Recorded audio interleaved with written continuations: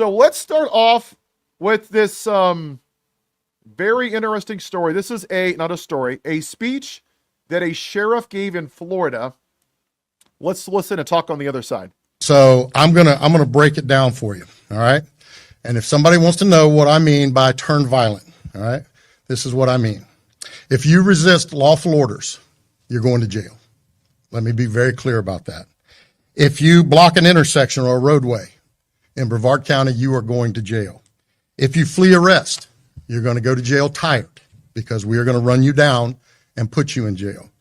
If you try to mob rule a car in Brevard County, gathering around it, refusing to let the driver leave, in our county, you're most likely going to get run over and dragged across the street. If you spit on us, you're going to the hospital and in jail.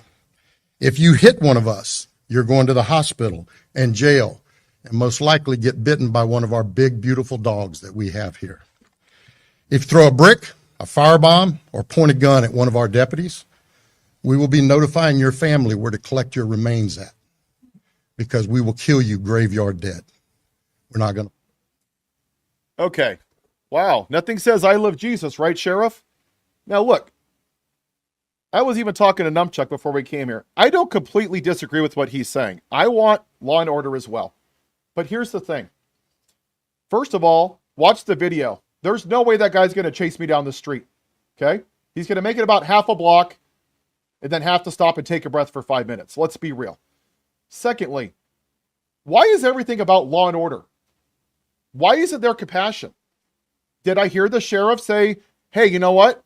I understand that there's a lot of concerns about immigration, but the citizens of Florida, they're not convicted felons. They've done nothing wrong.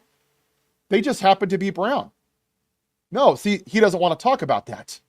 And that cop is kind of the embodiment of this white patriarchy, right? Law and order, law and order. And I would guarantee you, I would bet my house that cop is a MAGA. I would bet you that cop said nothing about January 6th, that he voted for a convicted felon, an adjudicated rapist, a guy who has dinner with the guy that praises Adolf Hitler. But hey, the protesters were going to come strong, law and order. That's a problem. And I've seen a lot of videos on TikTok about these wannabe alpha males that are, and I said this yesterday, I'm going to say it one more time. These military guys are saying, well, I'm an alpha male, and the real guys, they're from unit 2, 3, 4, 5, 8, ABC, and they train on the surface of the sun, and they sleep at the bottom of the ocean, and they eat tree bark, and they use lava as sunscreen. You don't want to mess with them. They're real men. Look, the military's job is supposed to serve and protect. The fact that we have any of our military that are like rabid dogs, barking, drooling, veins bulging. You ever seen like a dog on a leash where they see like a squirrel or a cat and you have to yank them back and they're pulling the owner? The military should not be that.